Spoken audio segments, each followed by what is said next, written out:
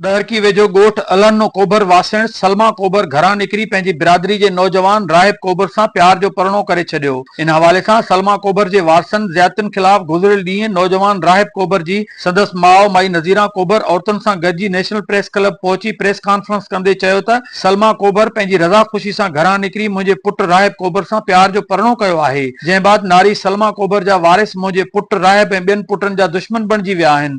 हुन इल्ज़ाम हयो त 2 ॾींहं अॻु 20 खां मथे हथियार बंदन संदसि घर ते हमलो करे मुंहिंजे पुटनि जी गैर मौजूदगी में दाख़िल थी मूं समेत घर में मौजूद मुंहिंजी नुंहुं सां वहशियाणो तशद्दुद कयो।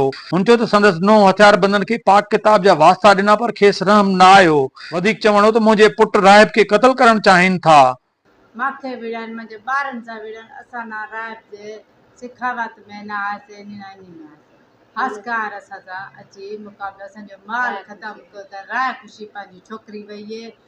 हुननि चयो त तव्हां जेका तव्हां हिनखे सिखाया कर त असां बि असां न करंदो माल तबाही करे छॾियो वेतर में मूंखे कुटियो अथनि मुंहिंजे पुट खे कुटियो पासरी वारो धक मारियो अथनि मां हेत 4 ॾींहं रही मार जली वेठी आहे 4 ॾींहं सखार जली वेठी आहे अञा तक छोकिरो मुंहिंजो सही न थियो न। ज़िमेदारनि खे बि ख़बर आहे त छोकिरो मुंहिंजो ॾिसी विया इहो छोकिरो लो थी वियो कुझु बि न कयो असांजो असांजे मुक़ाबले सां इंसाफ़